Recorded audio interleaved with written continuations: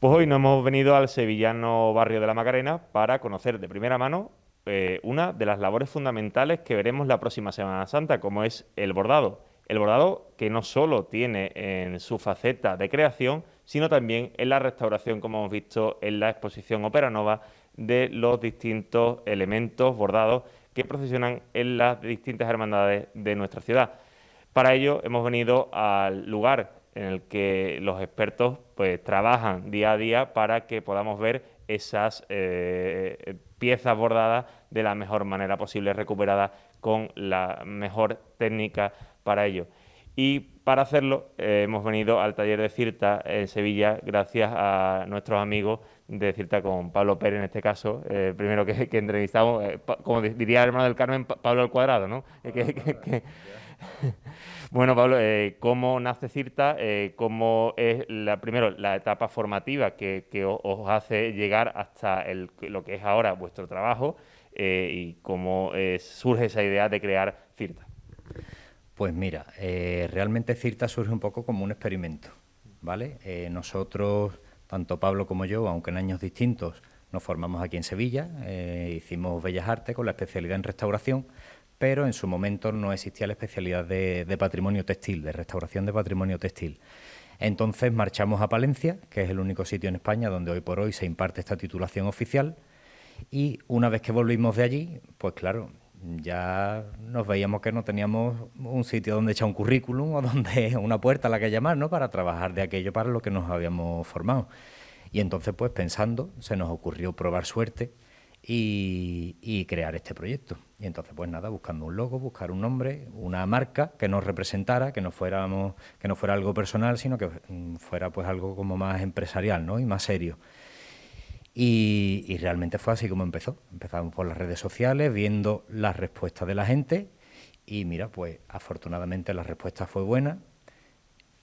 Buscamos el local y ya empezaron a llegar trabajos poco a poco y mira, pues afortunadamente hasta día de hoy. ¿Y por qué Cirta? ¿Ese nombre de dónde surge? ¿Por qué lo elegiste? ¿Por qué qué es lo que significa? Pues eso fue una iluminación de Pablo Portillo una noche y es el acrónimo de Conservación y Restauración de Tejidos Antiguos. Ah, perfecto. Es que creo que poca gente lo conoce. Ya se ha extendido lo de Cirta, pero no de dónde proviene. Pues eso es. ¿Y cuáles son esos primeros encargos? ¿Quién primeramente viene hasta aquí y os hace algún encargo? Pues mira, en principio, aunque hoy sigue siendo así también, personas particulares, ¿vale? Que en su casa pues tenía alguna pieza antigua y querían restaurarla y tal, pero sí es verdad que tuvimos la suerte que a los pocos meses de empezar contactó con nosotros, por ejemplo, la Hermandad del Nazareno de Santa Cruz de la Palma y bueno, tuvimos la suerte de intervenir unos cordones del siglo XVIII que van a juego con una túnica magnífica que tiene ese nazareno y ese fue el primer trabajo. Importante, de más relevancia y hacia una corporación, no Sí, con un particular, ¿no? efectivamente, y además que hubo que amarrarse. Y luego aquí en Sevilla, la Hermandad de las Siete Palabras, ¿vale? Nos encargó la restauración de un vestido del Niño de la Virgen del Rosario de San Vicente, que era una pieza bordada por Manuel María Ariza en 1854 o por ahí. Y eso fue en Sevilla, digamos, la primera restauración que realizamos. A partir de ahí empiezan a llegar los encargos, empieza, bueno, como veremos ahora, a las mesas cada vez son más, cada vez se van poblando de más obras y sobre todo cada vez se va teniendo una mayor conciencia sobre la importancia de la conservación, ¿no? Mira, pensamos que sí. Es cierto, como te he comentado antes, cuando nosotros terminamos los estudios y queríamos trabajar de lo nuestro, pues creamos esto, ¿no? Pero lo creamos con tres objetivos fundamentales. Primero, trabajar de aquello para lo que nos habíamos formado, cosa obvia. Por otro lado, teníamos que divulgar la figura del conservador y restaurador textil, que era una figura muy desconocida y se confundía con otras profesiones y nosotros entendíamos que teníamos que dejar muy claro cuál era nuestro perfil, ¿no? Y por supuesto, el otro camino era divulgar y poner en valor el patrimonio textil, ¿Por qué? Pues porque si la gente no conoce realmente el verdadero valor que tiene este patrimonio, no va a ver la necesidad de restaurarlo. Por lo tanto, tampoco tiene que contar con la figura nuestra. Entonces, al final, esto es la pescadilla que se muerde la cola. Y es cierto que desde que empezamos hasta el día de hoy, con mucho esfuerzo, con mucho trabajo, sobre todo en temas de redes sociales, que intentamos estar al día, pues hacemos yo pienso que sí, la gente pues nos lo comenta, ¿no? Que hacemos una labor importante de concienciación y de educación, ¿no? En cuanto a la importancia que tiene la conservación de este patrimonio. Aparte de ese aporte en redes sociales, creo que también es importante en ese sentido, bueno, pues las conferencias que se suelen realizar una vez que se interviene una pieza, ¿no? También da conciencia, sobre todo, de, bueno, pues el estado que ha tenido, el estado en el que está, el estado en el que se ha de conservar posteriormente por parte de la hermandad. Creo que también eso ayuda mucho, ¿no? A esa divulgación. Claro, por supuesto, y además nosotros tenemos o el defecto o la virtud que nos apasiona lo que hacemos.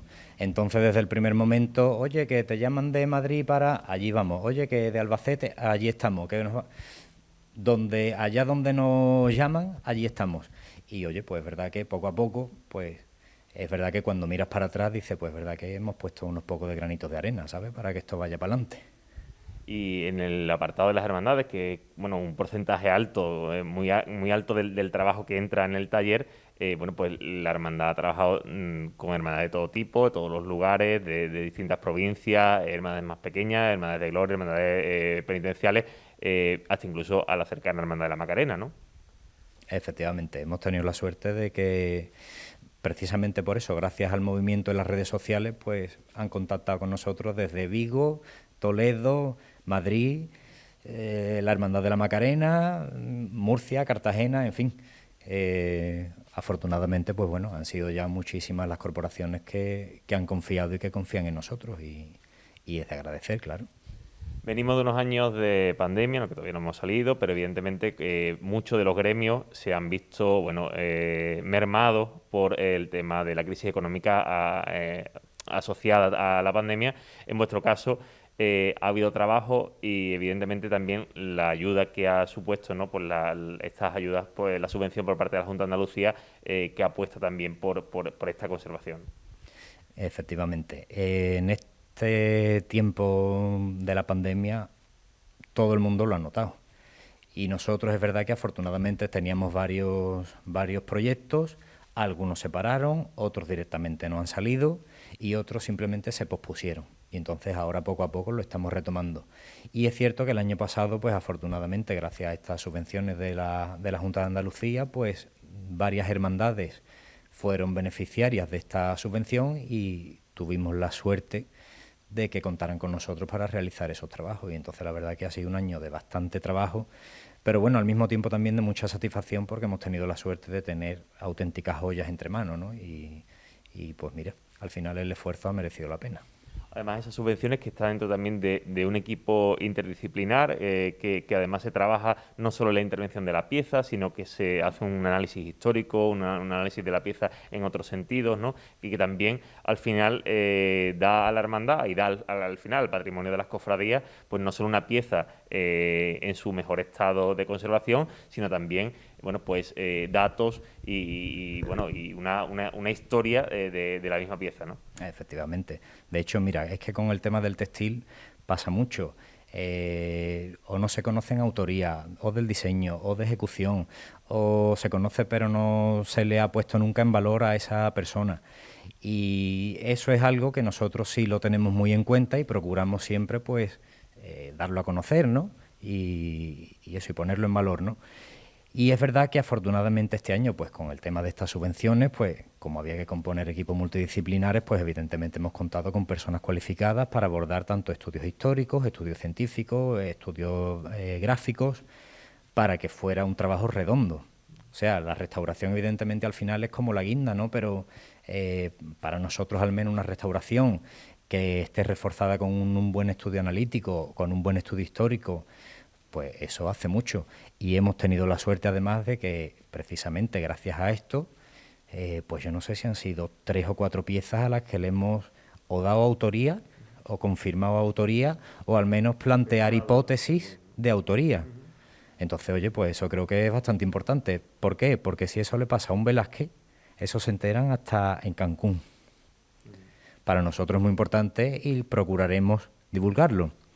Tendrá una menor relevancia, pero eso se nos queda para nosotros, por supuesto, y para las personas que se dedican a la investigación de estas piezas.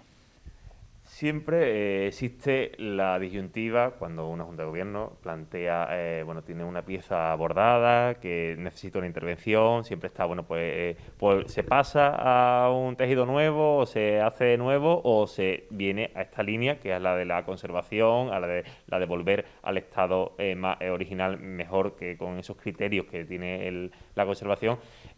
Ya cada vez la balanza se va inclinando más hacia esta segunda opción que antes casi estaba totalmente perdida, ¿no? Sí, a ver, nosotros lo decimos siempre, el tema de de los traspasos de bordados se vienen haciendo desde el siglo XVI, si no antes, ¿vale? Entonces, oye, es una solución que ha sido muy práctica, que gracias a esas intervenciones disfrutamos de muchos bordados antiguos. Algunas se han salvado, ¿no? También gracias a eso se han salvado algunas de las piezas. Efectivamente, lo único que el concepto que existe ahora de patrimonio es diferente, ¿vale? Entonces hoy es inconcebible recortar una pieza y desechar un tejido original o sustituir un elemento original, llámalo encaje, llámalo fleco. ¿Por qué? Pues porque forma todo parte de la obra de arte. Que también te digo, nosotros vivimos aquí, nosotros no somos de Logroño, ¿sabes lo que te digo? Y sabemos el uso que tienen estas piezas y a lo que están expuestos o expuestas. Pero aún así entendemos que hay que luchar por la conservación y machacar y concienciar sobre eso. Lo que no entendemos es personas que tengan nuestra titulación o que sean restauradores y trabajen en textil apoyando semejantes salvajadas. Eso es lo que no entendemos, porque entonces para nuestra forma de pensar siguen confundiendo a la gente y siguen fomentando el que se haga lo que se ha hecho de toda la vida, siendo titulados en restauración. Entonces, oye, por ahí nosotros sinceramente no pasamos, porque entonces no avanzamos nunca, nos tiramos piedras sobre nuestro propio tejado. Y para quedarnos con un sabor de boca un poco mejor, que me parece que esa parte nos daba un poquillo de mal sabor de boca, de todas las intervenciones que han pasado por aquí, ¿te quedas con algo, con algún momento de alguna pieza, algo que te haya marcado, que digas, mira, pues la verdad que me ha gustado mucho porque me ha realizado profesionalmente, porque he encontrado, bueno, una parte de mi trabajo que me ha gustado? Entiendo que casi todas las piezas tienen su cariño, pero que alguna que haya en especial. Es difícil la pregunta porque afortunadamente hemos tenido sobre la mesa piezas muy buenas y con intervenciones muy complejas. Por ejemplo, hombre, una intervención muy especial ha sido la restauración del terno neoclásico de la patrona, de la Virgen del Carmen, porque es una pieza magnífica, es una pieza además única por el estilo que tiene, por la forma de estar confeccionada y ejecutada, y aparte pues la intervención en sí ha sido una intervención muy compleja, muy laboriosa, pero nosotros estamos bastante satisfechos. También te digo, gracias a que tenemos un equipo de gente que tiene las ideas muy claras y además que afortunadamente pues trabaja muy bien y oye, eso es de agradecer, ¿no? Y nosotros pues locos de contento. Y ya te digo, realmente cada pieza tiene cosas muy interesantes. El manto de la Virgen de los Dolores de Carmona, de la Hermandad de Nuestro Padre, ha desvelado, después de un estudio complejísimo, pues el poder afirmar la autoría de las hermanas Antúnez y el diseño de Manuel Beltrán. Se ha logrado componer el manto original, que era de la Esperanza de Triana, y darle la dimensión original, en fin. Realmente detrás de cada trabajo hay muchísimo estudio y mucha ilusión y una gratificación, ¿no? También entiendo que detrás del terno neoclásico del Carmen también está ese Pablo Pérez que iba a vestir a la Virgen del Carmen, ¿no? Que tenía una historia también de vinculación con la patrona. Y también entroncando ya con la última pregunta, porque Pablo Pérez no al principio no solo vivía de la restauración de textiles, sino que también cuando era más joven, pues bordaba. ¿Es necesario ese conocimiento del bordado o es importante ese conocimiento del bordado previo a después desarrollar la labor de conservación? Es importante, pero bueno, no solo el del bordado, es decir, nosotros en la escuela donde aprendimos, vamos, donde nos formamos, ¿no? En restauración, tuvimos que saber cómo se confeccionaba un tapiz, Tuvimos que aprender las técnicas de los encajes, a la aguja, a bolillo, pero porque es fundamental conocer los procesos tecnológicos de manufactura de las piezas que tú luego vas a tener entre manos. No para reproducirlo, no para hacerte una obra nueva, pero es necesario conocerlo para saber un poco qué problemática te puede venir en función a qué cosa, ¿no? Pero, hombre, es cierto que, pues mira, teniendo en cuenta que aquí la mayoría de las piezas pues son piezas bordadas, pues el hecho de tener un mínimo conocimiento en el terreno, pues en parte te da una tranquilidad, ¿no?, a la hora de acometer ciertos tratamientos. Bien, pues vamos a conocer de primera mano y vamos a ver cómo se trabaja en Cirta en esas imágenes que vamos a ver ahora.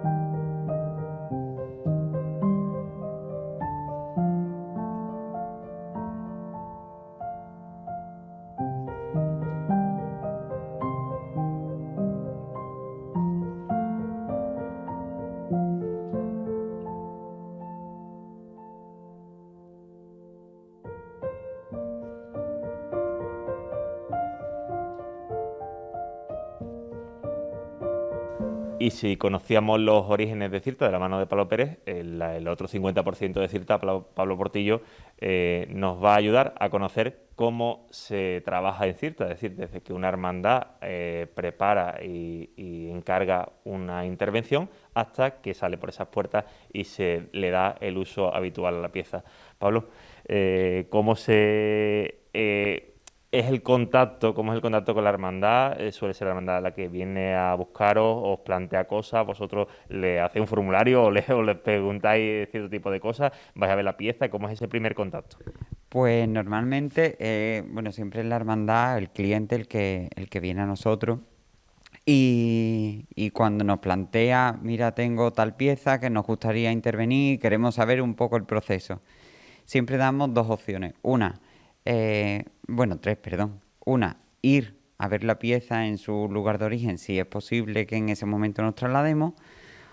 La segunda es que la traigan aquí a nuestro estudio, que lo preferimos porque, bueno, le podemos hacer la fotografía más detenidamente, estudiarla, ver realmente la consistencia que tiene el tejido, las piezas bordadas, por ejemplo. O bien, si son piezas de fuera, de Sevilla, de Andalucía, pues sí que nos suelen mandar muchísimas fotos generales y de detalle, con las medidas y demás. Y en ese momento pues empezamos ya a ver una valoración aproximada del estado de conservación de la pieza y de cómo se traduce eso en el presupuesto que la hermandad nos pide. Es importante que si os traen aquí la pieza, a veces a lo mejor no se sabe el estado de conservación que tiene, es decir, dónde está ubicada. Bueno, por ejemplo, entiendo que no es lo mismo según el sitio, la humedad en la que está expuesta, las condiciones. También es importante conocer también eso, os da para informaros de todo ese tipo de cosas de cara antes de hacer la intervención, ¿no? Sí, claro. Hacer el presupuesto. Claro, es fundamental saber dónde suele almacenarse esa pieza, de qué forma, porque hay muchas veces que han venido con una serie de patologías y de daños que han sido consecuencia precisamente de eso, de su almacenaje o de las condiciones de humedad y temperatura a las que ha estado expuesta o suele estar expuesta en una vitrina, en una casa de hermandad o en su lugar de almacenaje. Entonces sí es fundamental conocerlo. ¿Qué es lo que pasa? Que también es muy necesario que una vez que se termine la intervención, no se vuelva a eso, sino que esas condiciones pues mejoren si son las que están creando ciertos daños, porque si no, ¿para qué sirve el realizar esta intervención. Para eso también hacéis como un uso de buenas prácticas, ¿no? Para poder darle el uso que debe tener, porque las piezas tienen que estar vivas en el sentido de que algunas, bueno, algunas no, si algunas en el caso de que sean muy antiguas o que se requiera que no se usen, pero otras, la mayoría de ellas, es para que se sigan usando, ¿no? Efectivamente, de las piezas que nosotros hemos intervenido, creo que solamente dos, tres, no están en uso, pero porque eran de particulares, herencia de familiares y demás, y no están en uso. Entonces, por eso sí, claro que cuando lo intervenimos, pues proponemos una serie de condiciones en las que se pongan o se almacenen, que puedan y que ayuden a alargar la vida de estas piezas que tienen un marcado uso con unas condiciones, pues, algo particulares, ¿no? A grosso modo podemos ver cuáles son de una pieza estándar, digámoslo así, porque cada una tendrá su historia, cada una tiene un proceso distinto, pero una vez que la hermandad acepta, cuáles son los momentos clave en la intervención que hace Cirta. Pues quizás el primer momento clave es cuando la hermandad dice, oye, tal día vamos para allá. Porque en ese momento ya estamos diciendo, vale, cómo traéis la pieza, envolverla de esta manera, el embalaje que sea así, si le ponéis papel de burbuja, que no de la burbuja con el tejido, en fin, una serie de recomendaciones para el traslado hasta nuestro taller. Una vez que llega, es fundamental los estudios previos que se le hacen, toma de medidas, toma de muestras, mapa de daño para saber realmente cuáles son esos daños que tiene, dónde se localizan y cómo actuar sobre ellos. Una vez que sabemos esos estudios, pues ya empezamos los tratamientos propiamente dichos. Fundamental el aspirado y el microaspirado de las piezas para eliminar todos los restos de polvo y suciedad que traen, porque eso son piezas vivas, que están expuestas algunas, otras no.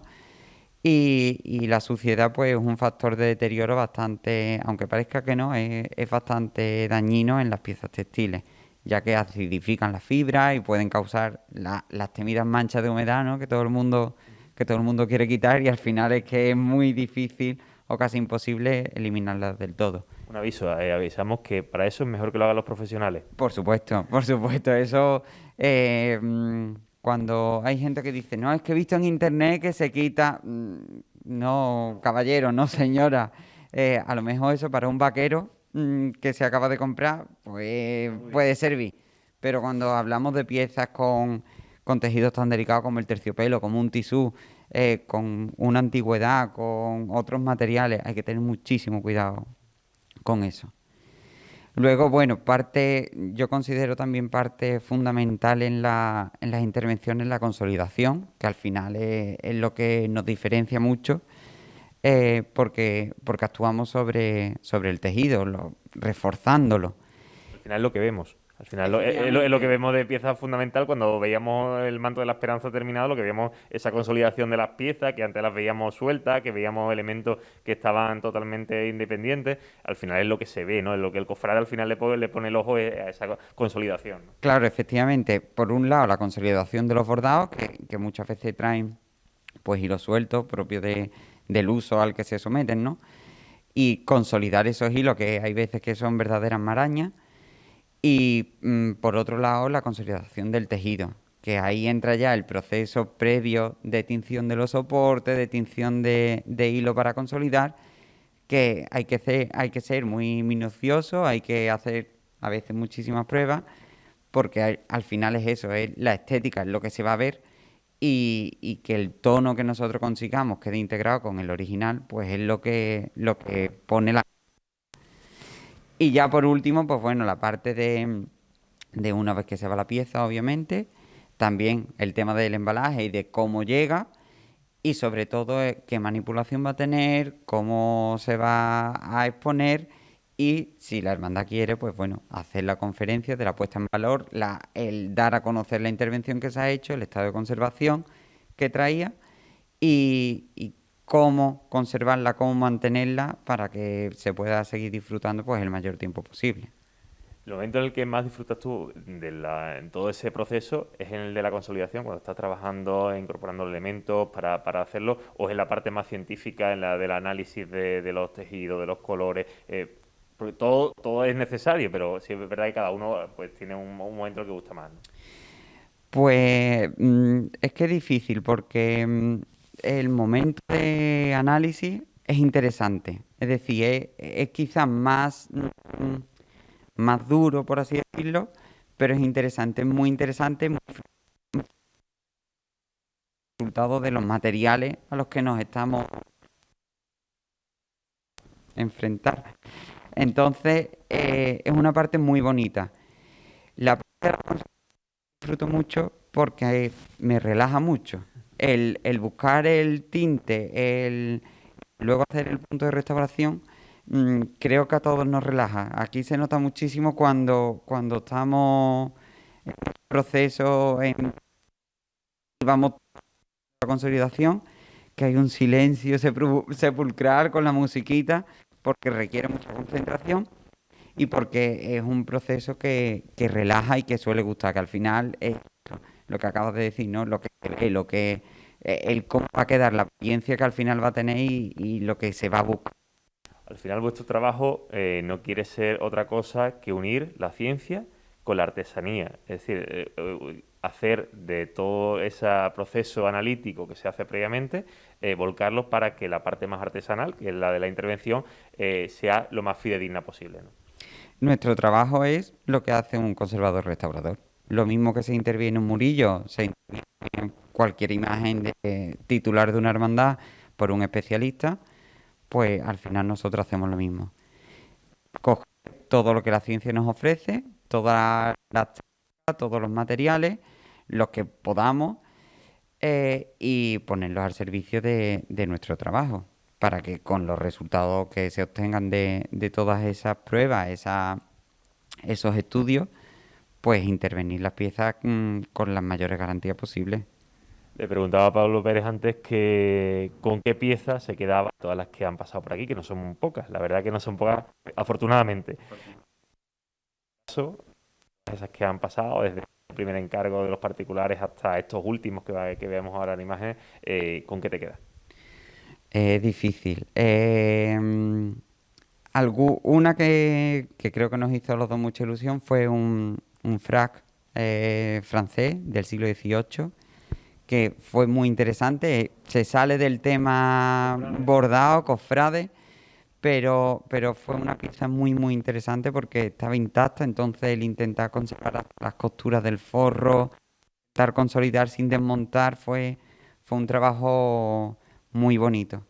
En cuanto a cofrade, la saya de la Virgen de las Angustias de la Hermandad de los Gitanos, creo que supuso para nosotros un reto muy grande porque se le tuvo que dar un montón de vueltas a cómo manipular esa saya que a pesar de la consolidación seguía siendo un tejido muy delicado, muy fino, efectivamente. Visto aquí cuando teníais todavía el manto de la esperanza, ¿no? Estaba también Efectivamente, aquí. estaba aquí la saya de la Virgen de las Angustias y bueno, pues la implantación de un sistema con imanes que nosotros no conocemos que se haya hecho en tejido y menos en un tejido cofrade. Pues eso, el proceso creativo para dar una solución a un problema que nos encontramos en esa pieza, creo que fue un hecho importante y que a mí me gustó mucho vivirlo, claro. Y como última, Pablo, ¿qué supone cuando la pieza sale por esas puertas y ya se va a una hermandad? Una pieza con la que has trabajado horas y horas y, bueno, ya estás enfrentando tu día a día, tiene también, buenos momentos de tu vida personal que han coincidido con ciertas piezas. ¿Cómo es ese momento? Pues es un momento de relax, semi-relax, porque hasta que la pieza no está en uso, nosotros siempre estamos un poco intranquilos de cómo llega, cómo la van a colocar, el uso que se le va a dar, hasta ese momento en el que no vemos a una imagen con la saya, un estandarte en su asta y procesionando, un manto. No nos quedamos tranquilos. El momento de que se vaya, pues efectivamente es como una satisfacción muy grande de decir, mira, un pasito más, otro granito de arena a la restauración y al patrimonio textil. Y hay veces pues que es un vacío grande, sobre todo si es un manto. No, hombre. No, efectivamente. No, pero sí, es un momento de sentimientos encontrados, ¿no? Por una parte, alegría de saber que bueno, que un trabajo más que se va a disfrutar. Y pena porque, bueno, eso, son muchas horas al lado de esas piezas. Bueno, pues con eso nos quedamos y bueno, damos gracias a los amigos de CIRTA que nos demuestran que la ciencia al servicio de las hermandades también nos pueden hacer que tengamos esas piezas bordadas de la mejor manera posible.